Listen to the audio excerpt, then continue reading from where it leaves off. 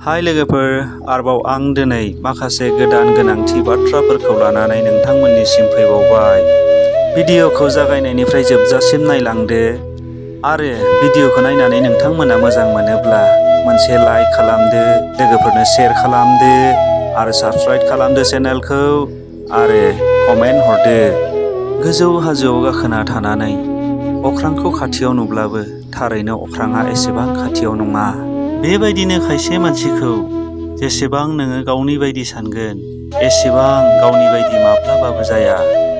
गावनि बिमा बिफाया एसेबां रोंगौथि गैयाब्लाबो बिसोरो फिसाफोरनो जिफोरखौ फोरोङो आरो गियान होयो, बेफोरखौ संसारनि बबेबा स्कुल कलेजफोराव मोननो हाया।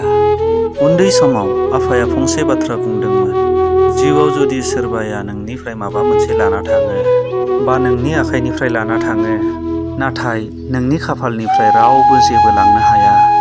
नोंथाङा जेसेबां मोजाङै थानो साना मानो, नोंथांजों लोगोसे बै बेक्तिया थाफायो जायहा नोंखौ मिनियो।